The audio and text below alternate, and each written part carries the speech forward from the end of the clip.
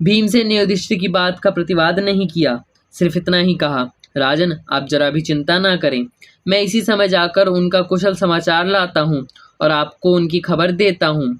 और वह धृष्टद्युम्न से बोला, पांचाल कुमार, आचार्य द्रोण के इरादे से तो आप परिचित हैं ही। किसी न किसी तरह धर्मपुत्र युधिष्ठिर को जीवित ही पकड़ने का उनका प्रण है। राजा की रक्षा करना ही हमारा प्रथम कर्तव्य है। जब यह स्वयं मुझे जाने की आज्ञा दे रहे हैं तो उसका भी पालन करना मेरा धर्म हो जाता है। इस कारण युधिष्ठिर को तुम्हारे ही भरोसे पर छोड़कर जा रहा हूँ। इनकी भली भांति रक्षा करना। धृष्टद्युम्न ने कहा, तुम किसी प्रकार की चिंता न करो और निश्चिंत होकर जाओ। विश्वास रखो कि द्रोण मेरा वध किए बिना युधिष्ठिर को नहीं पकड़ सकेंगे।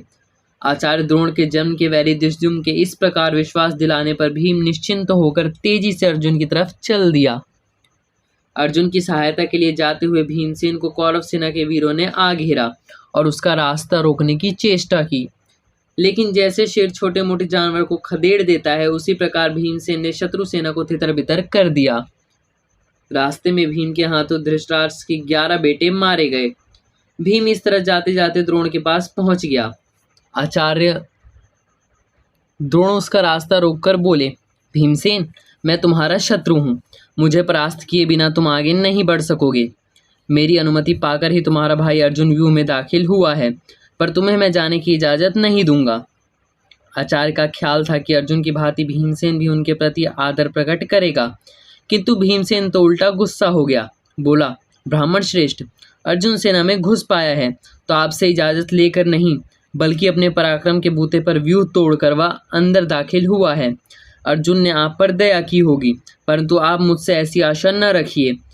मैं आपका शत्रु हूँ। एक समय था जब आप हमारे आचार्य थे, पिता समान थे, तब हम आपको पूजते थे, लेकिन अब जबकि आपने स्वयं कहा है कि आप हमारे शत्रु हैं तो फिर वही होगा जो शत्रु के साथ होना चाहिए।